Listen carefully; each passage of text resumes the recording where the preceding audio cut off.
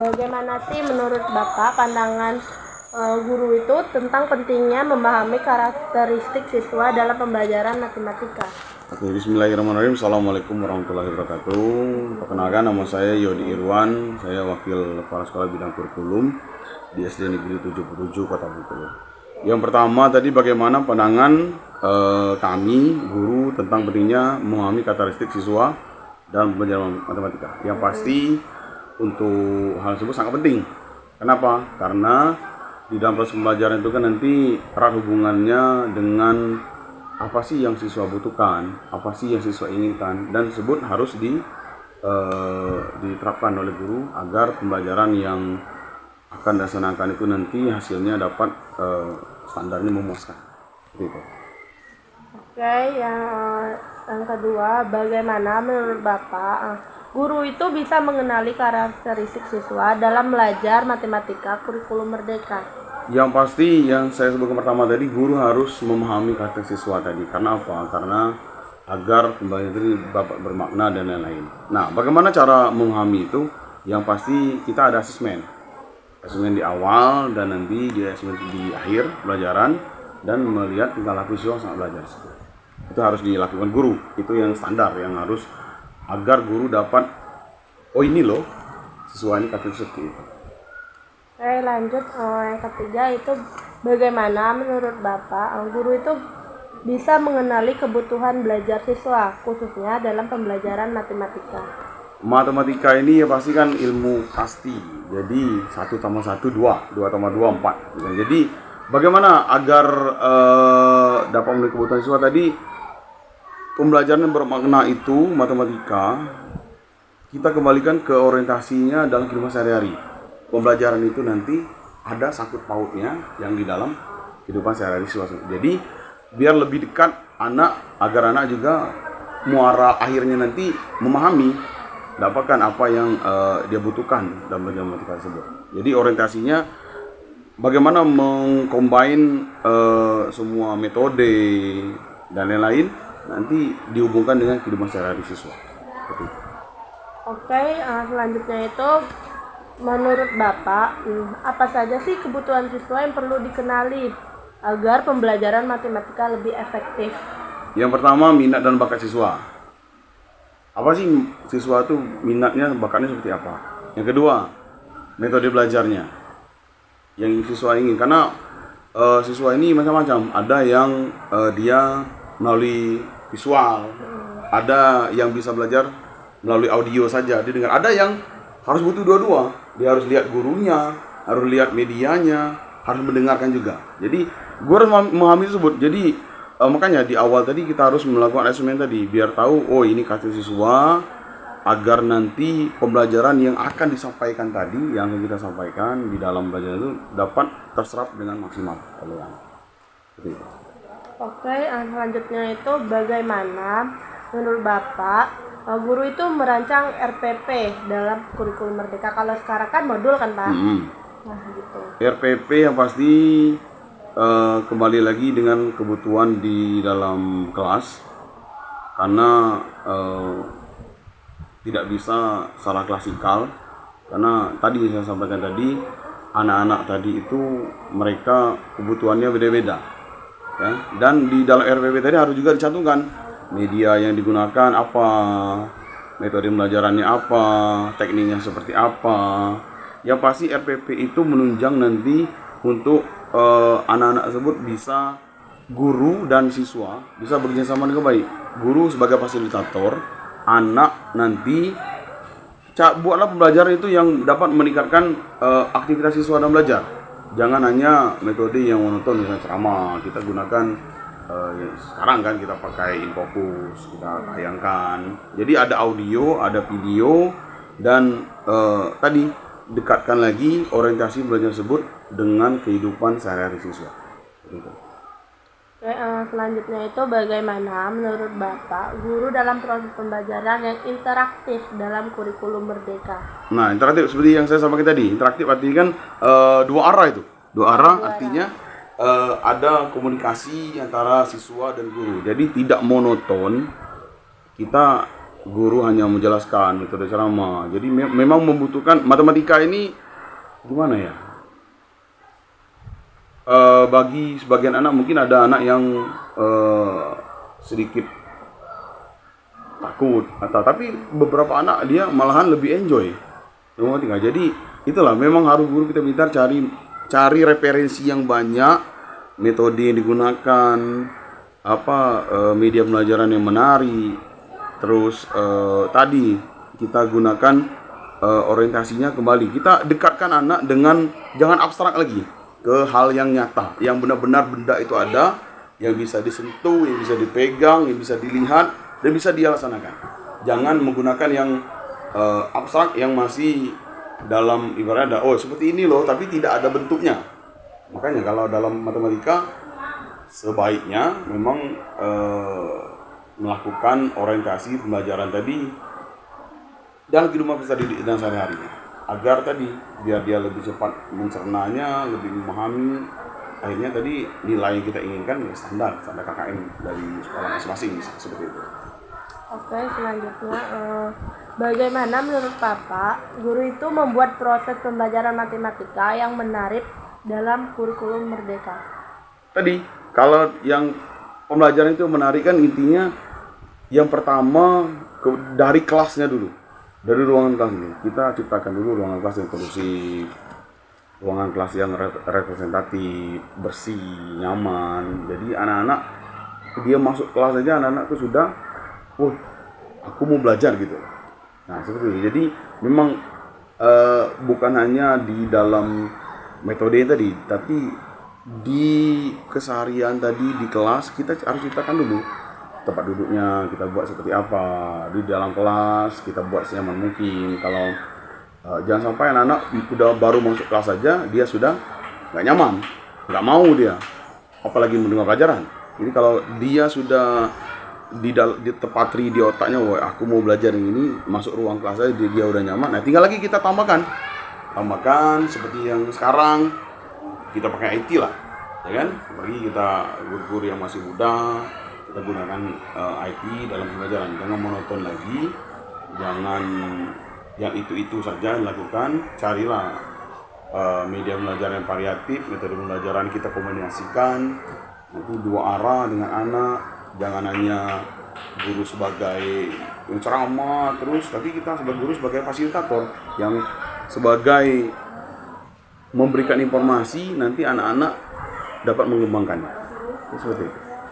Oke, selanjutnya bagaimana menurut Bapak guru itu melaksanakan evaluasi setelah proses pembelajaran matematika dalam kurikulum Merdeka? Evaluasi sangat penting. Evaluasi kan bisa dilaksanakan pada ada asesmen tadi, formatif dan sumatif. Dapat dasar keberhasilan atas pembelajaran dan nanti di akhir pembelajaran kita lakukan evaluasi. Itu sangat penting karena untuk mengukur kemampuan siswa dan mengukur bagaimana materi tadi diterima dengan anak.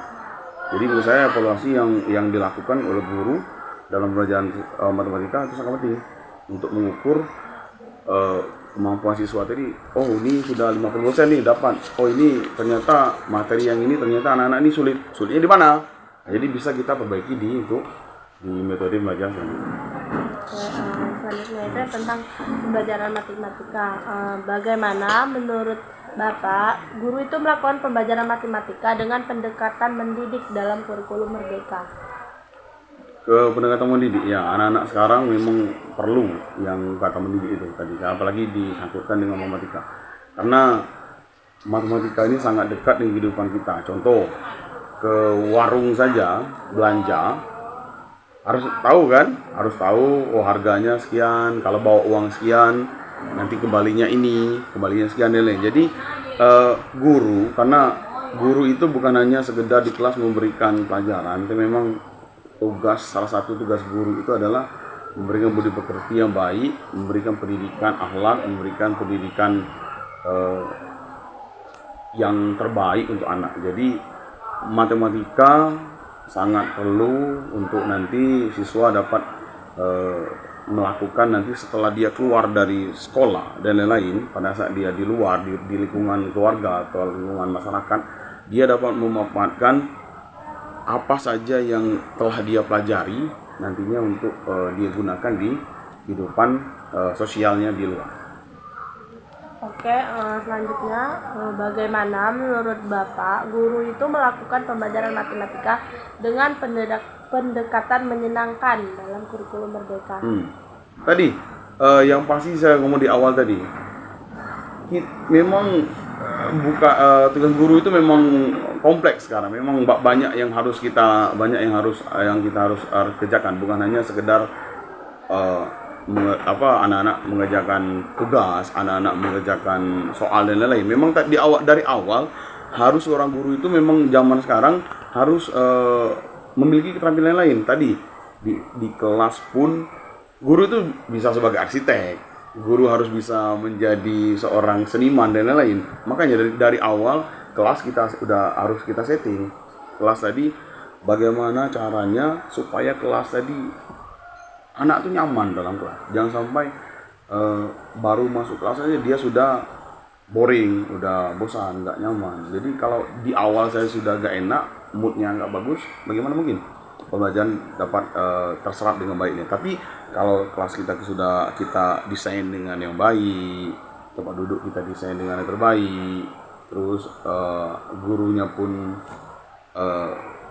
bisa memberikan pembelajaran yang variatif menggunakan media-media yang kekinian, terus gurunya juga tidak mentok batas textbook dan lain-lain, bisa mengembangkan pola pikirnya dalam kelas. Insya Allah anak-anak yang di dalam kelas tersebut mungkin yang moodnya dari rumah nggak enak, tapi setelah sampai ke sekolah lihat ruangan kelasnya bagus, bersih dan lain-lain, dan gurunya juga memberikan pelayanan kepada siswa yang terbaik, insya Allah pembelajaran matematika itu dapat sangat sekali menyenangkan. Karena tadi matematika itu nanti basicnya anak-anak di luar pasti ketemu itu, pasti ketemu. Karena di depan nyata itu ketemu, belanja yang kecil aja ke pasar, ke warung sudah ada matematikanya.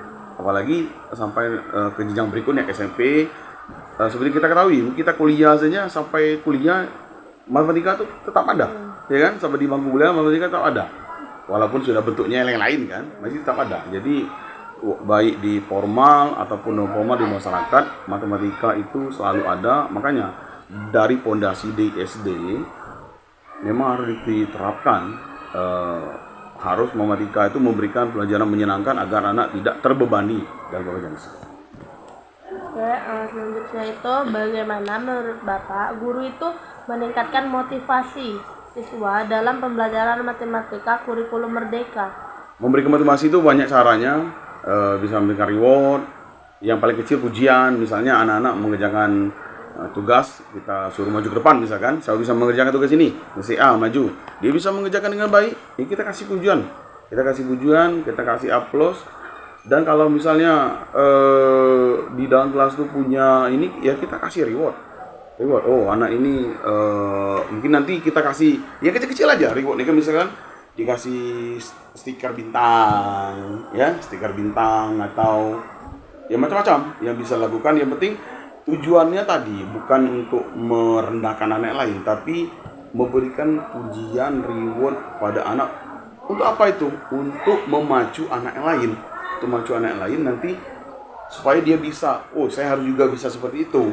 Soalnya yang ini loh, udah diajari sama guru kami. Si A aja bisa, kok saya nggak bisa. Jadi anak itu terpacu. Makanya sebagai guru kita, menurut saya kita harus kasih reward yang minimal, ujian, kasih aplaus, udah sampai ke benda-benda kayak tadi bintang ini, kasih bintang atau yang lain.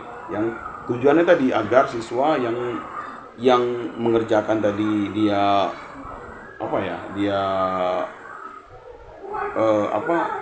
dihargai, usahanya dihargai, dia mengerjakan, dan anak-anak yang lain juga terpacu untuk bisa ke level atau ke seperti anak yang bisa mengerjakan tugasnya. Mungkin itu.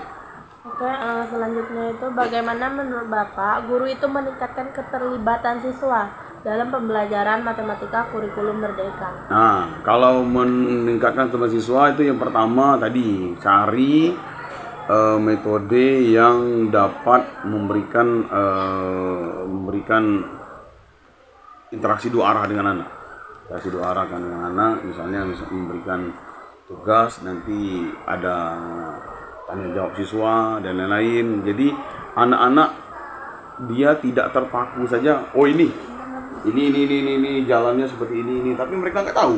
Nah, jadi kita kasih kesempatan anak untuk ada yang ditanyakan, ada yang kurang paham dan lain-lain. Jadi anak bisa apa yang dia tidak pahami, dia bisa bertanya. Jadi tadi metodenya guru itu jangan lagi sebagai jangan lagi sebagai penceramah. Ini intinya. Jadi guru sebagai fasilitator memberikan materi, nanti harus ada dua arah dari siswa. Jadi ada komunikasi yang intens dari anak dan guru. Tujuannya apa? Agar pembelajaran tadi bisa menyenangkan, bisa diterima oleh anak dengan baik. Jangan sampai anak baru mau belajar matematika dia udah dalam pikirannya udah nggak bagus. Nah, itu susah. Jadi Oke, yang selanjutnya, bagaimana menurut Bapak guru itu dalam membantu siswa memahami pembelajaran matematika dalam kurikulum Merdeka? untuk memahami tadi matematika ini, tadi saya ngomong di awal, matematika ini mungkin beberapa anak mungkin sudah terdoktrin di dalam pikirannya, sulit lah, inilah dan lain. Tapi sebagian anak malah menyukai tersebut. Jadi gimana siasat guru tadi dari pembelajaran yang dalam tanda kutip susah diterima oleh anak-anak misalnya, bagi sebagian anak, tidak semua. Sehingga kebalikannya, anak-anak menyukai. Tadi harus guru pertama di kelas dari awal dulu, dari settingan kelas, buat senyaman mungkin, buat seindah mungkin, buat siswa itu di kelas itu merasa, oh ini kelas ini punya kami, ini harus kami jaga, kelas ini rumah kami, saya senang sekali di kelas ini. Jadi buatlah kelas itu senyaman mungkin. Tadi guru, saya ngomong di awal tadi, guru harus bisa jadi arsitek sekarang. Harus bisa desain ruangan di mana letak misalnya gambar-gambar yang relevan untuk pelajaran. Terus tempat duduk jangan monoton. Itu pertama kan. Yang kedua tadi, pilih metode pembelajaran tadi yang interaktif, dua sisi, dua arah. Jadi bukan hanya siswa itu kayak kita memasukkan air ke dalam termos misal, tinggal nunggu aja. Jadi anak jangan seperti itu. Dia harus mengembangkan knowledge-nya, pengetahuannya untuk mengembangkan pembelajaran matematika tadi. Yang terakhir tadi, media pembelajaran variatif. Kemudian pembelajaran variatif yang mengundang anak tertarik kepada media pembelajaran tersebut. Itu aja. Oke, selanjutnya, bagaimana menurut Bapak guru itu agar meningkatkan keterampilan siswa dalam matematika berbasis proyek seperti dalam materi pecahan dalam kurikulum Merdeka? Proyek kami kemarin kelas 6, karena saya megang kelas 6, kami pernah anak-anak tersebut saya minta, kami ada materi tentang rasio perbandingan di kelas 6 itu. Dia nyangkut rasio perbandingan itu. Saya kemarin minta anak-anak membuat rasio, misalnya perbandingan umur dia dengan anggota keluarga, misalnya perbandingan umurnya berapa dengan ayah, dengan ibu, dengan adik dan lain-lain. Saya kasih tugas seperti itu kemarin. Jadi anak-anak saya kasih tugas seperti itu untuk di rumah. Dia membuat perbandingan atau rasio, berapa rasio kalau umur ayahnya, misalnya umur ayahnya 50, umur dia 12 tahun, berarti perbandingannya berapa? Dengan ibu berapa? Dengan saudara-saudaranya berapa? Saya seperti itu pernah saya buat kemarin. Karena tugas untuk anak, dia melakukan karena sesuai dengan materi rasio di kelas 6. Karena kebetulan kalau saya ngajar kelas 6, jadi saya suruh seperti itu. Jadi anak-anak ternyata setelah umur 12 tahun dengan umur 50 tahun, oh ternyata perbandingan rasionya seperti ini. Sementara dengan ibunya yang umurnya mungkin lebih muda, misalnya 45 tahun misalkan, ternyata rasio seperti ini. Dengan adik yang lebih kecil, dengan kakak yang lebih besar, ternyata setiap orang di rumah siswa tersebut rasio atau perbandingannya nggak sama. Nah, jadi itu kemarin saya pernah sempat buat itu kemarin untuk anak di rumah tugas seperti itu. Dan itu udah menjalankannya ya Pak? Sudah. Tentang rasio karena berhubungan dengan materi saya kemarin tentang perbandingan itu. Tadi udah. Yang terakhir, bagaimana menurut Bapak guru itu meningkatkan diskusi kelompok dalam pembelajaran matematika kurikulum merdeka? Diskusi kelompok ini sudah mulai dari kelas 5, pelajaran kelas 4 ke 5 sudah mulai dilakukan. Kemarin aja saya pada saat kebetulan saya ada observasi di kelas 2, itu anak-anak sudah mulai diajari tentang diskusi kelompok. Nah, kemarin kelas 6 kami juga pernah diskusi kelompok. Kalau yang pelajaran matematika ya pasti tekniknya, kalau teknisnya untuk diskusi kelompok itu pertama, kelompoknya kita buat heterogen. Kita buat heterogen, baik itu laki-laki perempuannya dan lain-lain. Jadi jangan yang homogen, jangan yang sama. Jadi harus heterogen, jangan sampai siswa dia aku nak sama ini aja lah, jangan kan. Jadi kita buat secara heterogen. Tujuannya apa? Biar satu, anak-anak bisa bersosialisasi dengan kawan-kawannya.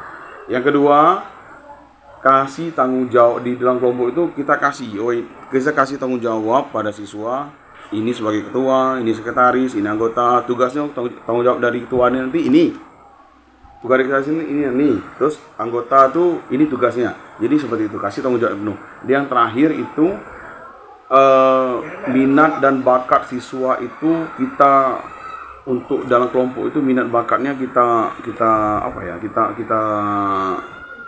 upgrade lah, kita minta dia mengeluarkan semua minat dan bakatnya dalam kelompok. Jadi jangan sampai dia takut untuk bicara. Karena kelas 6 saya pernah ngomong kelas 6 diskusi ini sampai kamu kuliah nanti, apalagi sampai kuliah SMP SMA aja sudah mulai diskusi kan, apalagi sampai kuliah. Jadi jangan sampai takut untuk mengeluarkan pendapat, jangan sampai takut untuk berbicara, jangan sampai takut untuk aku nanti ngomong salah. Makanya dari awal udah diajari bahwa diajari untuk bagaimana cara menyampaikan pendapat. Tadi makanya harus di dalam kelompoknya harus heterogen, terus kasih tanggung jawab penuh. Kasih anak itu kasih tanggung jawab penuh bahwa kamu ini satu kelompok ini loh, nanti kamu harus mengerjakan ini, nanti kamu berbicara seperti ini. Nah, jadi potensinya digali. Nah, kalau saya seperti itu, saya terapkan di kelas seperti itu. Kami udah berapa kali, alhamdulillah, menerapkan diskusi kelompok. Alhamdulillah, ya, walaupun masih dalam tanda kutip masih ada yang siswa yang malu-malu, wajar kan masih, karena dia masih SD. Tapi paling tidak mereka sudah berani mengeluarkan pendapatnya, mengeluarkan isi pikirannya, sudah berani memberikan argumen. Dan kemarin sudah ada yang sempat bertanya, dia menanyakan mungkin ada yang kurang paham dan lain-lain. Mungkin seperti itu kalau masalah diskusi kelompok di kelas. Ya, untuk tingkat SD saya rasa diskusinya sudah